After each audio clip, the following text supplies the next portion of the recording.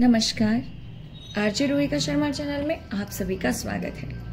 आज के हमारी कहानी के लेखक हैं कृष्णचंद्र जी, जिनकी कहानी का नाम है जामुन का पेड़। ये कहानी कम और व्यंग्य ज्यादा है।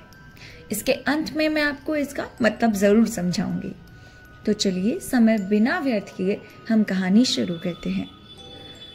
रात को बड़े जोर का चक्कर चला। सेक्रेटेरिएट के लॉन में जामुन का एक पेड़ गिर पड़ा। सवेरे को जब माली ने देखा तो उसे पता चला कि पेड़ के नीचे एक आदमी दबा पड़ा है। माली दौड़ा दौड़ा चपरासी के पास गया। चपरासी दौड़ा दौड़ा क्लर्क के पास गया। क्लर्क दौड़ा दौड़ा सुपरिटेंडेंट के पास गया। सुपरिटेंडेंट दौड़ा दौड़ा बाहर लॉन में आया। मिनटों में गिरे हुए पेड़ के नीचे दबे हुए आदमी के चारों ओर भीड़ खड़ी हो गई। बेचारा जामुन का पेड़ कितना फलदार था। एक क्लर्क बोला, अरे और इसकी जामुनें कितनी रसीली होती थी। दूसरा क्लर्क याद करते हुए बोला, मैं फलों के मौसम में झोली भरकर ले जाता था। मेरे बच्चे इसकी जामुन से कितनी खुशी से खाते थे। तीसरा क्लर्क लगभग रुआसा होकर बोला। माली ने दबे हुए आदमी की तरफ इशारा करके पूछा, अरे साहब, लेकिन ये आदमी? हाँ, ये आदमी। सुपरिटेंडेंट सोच में पड़ गया। हाँ, पता है नहीं कि जिंदा है या मर गया। एक चपरासी ने पूछा। अरे मर गया होगा, इतना भारी पेड़ जिसकी पीठ पर गिरे वह बच कैसे सकता है? दूसरा चपरासी बोला। नहीं नहीं, मैं जिंदा हूं। दबे हुए आदमी ने बड़ी कठिनता से कराहते हुए कहा। एक क्लर्क ने ताज्जुब से कहा, क्या जिंदा है? माली ने सुझाव दिया कि मां साहब जी, पेड़ को हटाकर इसे जल्दी से जल्दी निकाल देना चाहिए। मुश्किल मालूम होता है, एक सुस्त कामचोर और मोटा चपरासी बोला। पेड़ का तना बहुत भारी लग रहा है और वजनी है। दूसरा माली बोला, अरे क्या मुश्किल है? अगर सुपरिटेंडेंट साहब हुक्म दे तो अभी 15-20 माली, चपरासी और क्लर्क लगकर पेड़ के नीचे से दबे हुए आदमी को निकाल सकते हैं। बहुत से क्लर्क एक साथ बोल पड़े, हाँ हाँ, माली ठीक कहता है, लगाओ जोर, हम तैयार हैं। एक साथ बहुत से लोग पेड़ को उठाने को तैयार हो गए। तभी अचानक सुपरिटेंडेंट बोला, अरे ठहरो, मैं अंडर सेक्रेटरी से पूछ लूं। सुपरिटेंडेंट अंडर सेक्रेटरी के पास गया। अंडर सेक्रेटरी डिप्टी सेक्रेटरी के पास गया। डिप्टी सेक्रेटरी जॉइंट सेक्रेटरी के पास गया। जॉइंट सेक्रेटरी चीफ सेक्रेटरी के पास गया। चीफ सेक्रेटरी मिनिस्टर के पास गया और मिनिस्टर ने चीफ सेक्रेटरी से कुछ कहा। फिर चीफ सेक्रेटरी ने जॉइंट सेक्रेटरी से कुछ कहा। जॉइंट सेक्रेटरी ने डिप्टी सेक्रेटरी से कुछ कहा। डिप्टी सेक्रेटरी ने अंडर सेक्रेटरी से कुछ कहा। फाइल सिर्फ यूं ही चलती रही और घूमती रही। इसी में आधा दिन बीत गया। दोपहर के खाने पर दबे हुए आदमी ने चारों ओर बहुत भीड़ हो गई। लोग तरह तरह की बातें कर रहे थे। कुछ मन चले क्लर्कों ने समस्या को खुद ही सुलझाना चाहा। वे हुकूमत के फैसले का इंतजार किए बिना पेड़ को अपने अपने हटाने देने के निश्चय कर रहे थे। इतने में सुपरिटेंडेंट फाइल लिए भागा भागा आया और बोला, हम लोग खुद इस पेड़ को नहीं हटा सकते।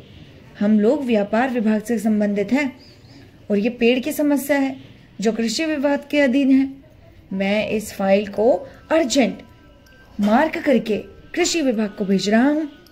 वहां से उत्तर आते ही इस पेड़ को हटा दिया जाएगा। दूसरे दिन कृषि विभाग से उत्तर आया कि पेड़ व्यापार विभाग के लॉन में गिरा है, इसीलिए इस पेड़ को हटवाने या ना हटवाने की जिम्मेदारी व्यापार विभाग पर पड़ती है। यह उत्तर पढ़कर व्यापार विभाग को गुस्सा आया। उन्होंने फौरन लिखा कि पेड़ों को हटवाने या ना हटवाने की जिम्मेदारी कृषि विभाग पर लागू होती है, व्यापार विभाग का इसमें कोई संबंध नहीं। दूसरे दिन भी फाइल चलती रही। शाम को जवाब आ गया कि हम इस मामले को हॉर्टिकल्चर डिपार्टमेंट के हवाले कर रहे हैं, क्योंकि ये एक फलदार पेड़ का मामला है और एग्रीकल्चर डिपार्टमेंट अनाज और खेती बाड़ी के मामलों में फैसले करने का हकदार रखती है। जामुन का पेड़ चूंकि एक फलदार पेड़ है, इसलिए ये पेड़ हॉर्टिकल्चर डिपार्टमेंट के अंतर्गत आता है। रात को माली ने दबे हुए आदमी को दाल भात खिलाया, जबकि उसके चारों तरफ पुलिस का पहरा था कि कहीं लोग कानून को अपने हाथ में लेकर पेड़ को खुद से हटवाने की कोशिश ना करें। मगर एक पुलिस कांस्टेबल को दया आ गई और उसने माली को दबे हुए आदमी को खाने खिलाने की इजाजत दे दी। माली ने दबे हुए आदमी से कहा, चिंता ना करो भाई, तुम्हारी फाइल चल रही है, उम्मीद है कल तक फैसला हो जाएगा। दबा हुआ आदमी कुछ न बोला। माली ने पेड़ को तने से ध्यान से देखकर कहा, अच्छा हुआ कि तुम्हारे तना कूल्हे पर गिरा है, अगर कमर पर गिरता तो रीढ़ की हड्डी टूट जाती। दबा हुआ आदमी फिर भी कुछ ना बोला।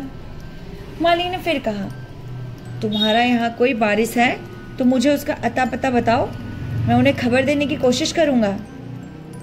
मैं लावारिस हूँ, दबे हुए आदमी ने बड़ी मुश्किल से कहा, मानो खेद प्रकट करता हुआ वह वहां से हट गया। तीसरे दिन हॉर्टिकल्चर डिपार्टमेंट से जवाब आ गया। बड़ा कड़ा जवाब था और व्यंग्यपूर्ण। हॉर्टिकल्चर डिपार्टमेंट का सेक्रेटरी साहित्य प्रेमी आदमी जान पड़ता था।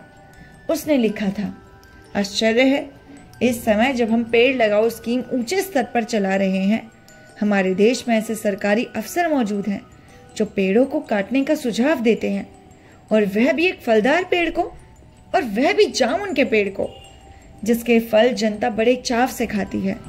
हमारा विभाग किसी हाल में इस फलदार वृक्ष को काटने की इजाजत नहीं दे सकता। अब क्या किया जाए? इस पर एक मलचने ने कहा, अगर पेड़ काटा नहीं जा सकता तो इस आदमी को ही काटकर बाहर निकाल लिया जाए। यह देखिए, यह आदमी उस इशारे को बताया। अगर इस आदमी को ठीक से बीच में से यानी धड़ से काटा जाए तो आधा आदमी इधर से निकल जाएगा और आधा उधर से निकल जाएगा और पेड़ वहीं का वहीं रहेगा। दबे हुए आदमी को बड़ा ही गुस्सा आया और उसने कहा, मगर ऐसे तो मैं मर जाऊंगा। एक क्लर्क बोला, ये भी ठीक कहता है। आदमी को काटने वाली युक्ति प्रस्तुत करने वाले ने भरपूर विरोध किया। आप जानते नहीं हैं आजकल प्लास्टिक सर्जरी कितनी उन्नति कर चुका है। मैं तो समझता हूं अगर इस आदमी को बीच में से काट कर निकाल लिया जाए तो प्लास्टिक सर्जरी से धड़ के स्थान से इस आदमी को फिर से जोड़ा जा सकता है। इस बार फाइल को मेडिकल डिपार्टमेंट में भेज दिया गया। मेडिकल डिपार्टमेंट फौरन एक्शन में आई। जिस दिन फाइल उनके विभाग में पहुंची उसके दूसरे ही दिन उन्होंने अपने विभाग का सबसे योग्य प्लास्टिक सर्जन छानबीन के लिए भेज दिया। सर्जन ने दबे हुए आदमी को अच्छी तरह टटोलकर उसका स्वास्थ्य देखकर खून का दबाव देखा, नाड़ी की गति को परखा, दिल और फेफड़ों की जांच करके रिपोर्ट भेज दी कि इस आदमी का प्लास्टिक ऑपरेशन तो हो सकता है और ऑपरेशन सफल भी होगा, मगर आदमी मर जाएगा। इसलिए यह फैसला भी रद्द कर दिया गया। रात को माली ने दबे हुए आदमी के मुंह में खिचड़ी डालते हुए बताया, अब मामला ऊपर चला गया है। सुना है कल सेक्रेटरीट के सारे सेक्रेटरियों की मीटिंग है, उसमें तुम्हारा केस रखा जाएगा। उम्मीद है सब काम ठीक हो जाएगा। दबा हुआ आदमी एक आह भरकर धीरे से बोला, ये तो माना कि तगाफुल ना करोगे, लेकिन खाक हो जाएंगे हम तुमको खबर होने तक। माली ने अचंभे में मुंह डालकर उंगली दबा ली और चकित भाव से कहा, क्या तुम शायर हो? दबे हुए आदमी ने धीरे से सर को हिला दिया। दूसरे दिन माली ने चपरासी को बताया, चपरासी ने क्लर्क को, क्लर्क ने हेड क्लर्क को। थोड़ी ही देर में सेक्रेटरीट में यह अफवाह फैल गई कि दबा हुआ आदमी शायर है। बस फिर क्या था, लोगों का झुंड शायर को देखने के लिए उमड़ पड़ा। इसकी चर्चा शहर में भी फैल गई और शाम तक गली गली से शायर जमा होने शुरू हो गए। सेक्रेटरीट का लॉन भांति भांति के कवियों से भरा हुआ और दबे हुए आदमी के चारों ओर कवि सम्मेलन का सा वातावरण हो गया। सेक्रेटरीट के कई क्लर्क और अंडर सेक्रेटरी तक, जिन्हें साहित्य और कविता से लगाव था, रुक गए। कुछ शायर दबे हुए आदमी को अपनी कविताएं और दोहे सुनाने लगे। कई क्लर्क उसको अपनी कविता पर आलोचना करने को मजबूर करने लगे। अब जब यह पता चला कि दबा हुआ आदमी एक कवि है तो सेक्रेटरीट की सब कमेटी ने फैसला किया, क्योंकि दबा हुआ आदमी एक कवि है, इसलिए इस फाइल का संबंध न एग्रीकल्चर डिपार्टमेंट है ना ही हॉर्टिकल्चर डिपार्टमेंट से, बल्कि सिर्फ कल्चरल डिपार्टमेंट से है।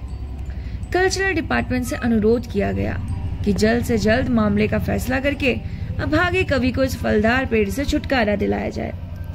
फाइल कल्चरल डिपार्टमेंट के अनेक विभागों से गुजरती हुई साहित्य अकादमी के सेक्रेटरी के पास पहुंची। बेचारा सेक्रेटरी उसी समय अपनी गाड़ी में सवार होकर सेक्रेटरीट पहुंचा और दबे हुए आदमी का इंटरव्यू लेने लगा। हाँ भाई, तुम कवि हो? जी हाँ। किस उपनाम से शोभित हो? ओस। ओस? क्या तुम वही ओस हो जिसका गद्य संग्रह ओस के फूल अभी हाल में प्रकाशित हुआ है? क्या तुम हमारी अकादमी के मेंबर हो? नहीं। आश्चर्य है, इतना बड़ा कवि, ओस के फूल का लेखक और हमारी अकादमी का मेंबर नहीं। उफ, कैसी भूल हो गई हमसे। कितना बड़ा कवि और कैसी अंधेरी गुमनामी में दबा है। गुमनामी नहीं, पेड़ के नीचे दबा हूँ। कृपया मुझे इस पेड़ के नीचे से निकालिए। अरे अभी बंदोबस्त करता हूँ, सेक्रेटरी फौरन बोला और फौरन उसने अपने विभाग में रिपोर्ट की। दूसरे दिन सेक्रेटरी भागा भागा कवि के पास आया और बोला, मुबारक हो, मिठाई खिलाओ। हमारी सरकारी साहित्य अकादमी ने तुम्हें अपनी केंद्रीय शाखा का मेंबर चुन लिया। कह लो चुनाव पत्र। अरे मगर मुझे इस पेड़ के नीचे से तो निकालो। उसकी सांस बड़ी मुश्किल से चल रही थी और उसकी आंखों से मालूम होता था कि वह घोर पीड़ा और दुख में पड़ा है। यह तो हम नहीं कर सकते, और जो हम कर सकते थे वो हमने कर दिया। बल्कि हम तो यहाँ तक कर सकते हैं कि अगर तुम मर जाओ तो तुम्हारी बीवी को वजीफा दे सकते हैं। अगर तुम दरख्वास्त दो तो हम वह भी कर सकते हैं। अरे भाई, अभी मैं जिंदा हूँ, मुझे जिंदा रखो। कवि रुक रुक कर बोला।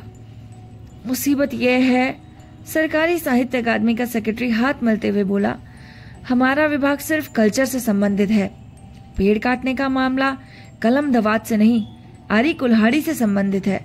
इसलिए हमने फॉरेस्ट डिपार्टमेंट को लिख दिया है, और लिख दिया है कि बहुत अर्जेंट है। माली ने आकर दबे हुए आदमी को बताया, कल फॉरेस्ट डिपार्टमेंट के आदमी आकर इस पेड़ को काट देंगे और तुम्हारी जान बच जाएगी। माली बहुत खुश था। दबे हुए आदमी का स्वास्थ्य जवाब दे रहा था, मगर वह किसी न किसी तरह अपने जीवन के लिए लड़े जा रहा था। कल सवेरे तक किसी न किसी तरह उसे जीवित रहना है। दूसरे दिन जब फॉरेस्ट डिपार्टमेंट के आदमी आरी कुल्हाड़ी लेकर पहुंचे तो उनको पेड़ काटने से रोक दिया गया। मालूम हुआ कि विदेश विभाग से हुक्म आया था कि इस पेड़ को ना काटा जाए। कारण यह था कि इस पेड़ को 10 साल पहले पुटेनिया राज्य के प्रधानमंत्री ने सेक्रेटरीट के लॉन में लगाया था। अब यह पेड़ काटा गया तो इस बात का काफी अंदेशा था कि पुटेनिया सरकार से हमारे संबंध सदा के लिए बिगड़ जाएंगे। मगर एक आदमी की जान जा सकती है, एक क्लर्क चिल्लाया। दूसरी और 2 राज्यों का संबंधों का सवाल है। दूसरे क्लर्क ने पहले क्लर्क को समझाया, और यह भी तो समझो कि पुटेनिया सरकार हमारे राज्य को कितनी सहायता देती है। क्या हम उनकी मित्रता की खातिर एक आदमी के जीवन का भी बलिदान नहीं कर सकते? ये दूसरा इंसान कहते हैं, कवि को मर जाना चाहिए। निसंदेह अंडर सेक्रेटरी के सुपरिटेंडेंट को बताया, आज सवेरे प्रधानमंत्री दौरे से वापस आ गए। आज 4 बजे विदेश विभाग ने इस पेड़ की फाइल को उनके सामने पेश करी है। वो जो फैसला देंगे वह स्वीकार होगा। शाम को 5 बजे स्वयं सुपरिटेंडेंट कवि की फाइल लेकर उसके पास आया। सुनते हो? आते ही वह खुशी से फाइल को हिलाते हुए चिल्लाया, प्रधानमंत्री ने इस पेड़ को काटने का हुक्म दे दिया और इस घटना की सारी अंतर्राष्ट्रीय जिम्मेदारी अपने सर ले ली है।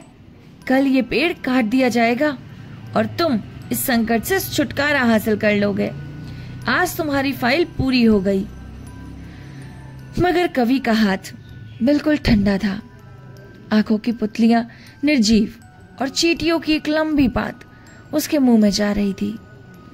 उसके जीवन की फाइल भी पूर्ण हो चुकी थी और इसी के साथ ये कहानी होती है खत्म। इस कहानी में व्यंग ये है कि हमारे सरकारी अफसर जितने भी दफ्तर हैं और जितने भी अफसर हैं वे सभी अपना कार्य ना करके बस उसे टाल देते हैं। दूसरों के ऊपर। उन्हें लगता है कि यह कार्य तो इससे संबंधित है, हमसे नहीं।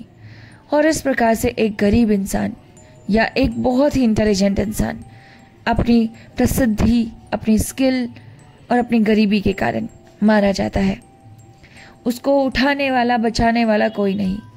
सरकारी कर्मचारी केवल यही सोचते रह जाते हैं कि कहीं हमारी सरकारी जॉब का कोई हर्जाना ना हो जाए, कहीं हमारी सरकारी जॉब ना चले जाए। भले ही इस व्यक्ति के प्राण जाएं, लेकिन हमसे हमारी सरकारी नौकरी नहीं जानी चाहिए। और इसी के साथ मैं लेती हूँ आपसे छोटा सा एक ब्रेक। मिलते हैं आपसे नेक्स्ट कहानी के साथ। तब तक के लिए हमारे चैनल को लाइक, शेयर, सब्सक्राइब करना ना भूलें। अगर आपको इसी तरीके की कहानियाँ पसंद है तो हमें लिख कर ज़रूर बताएं। और आपको ये कहानी कैसी लगी हमें कमेंट करके ज़रूर बताएं। मिलते हैं आपसे नेक्स्ट कहानी के साथ। तब तक के लिए नमस्कार, अपना ख्याल रखिएगा।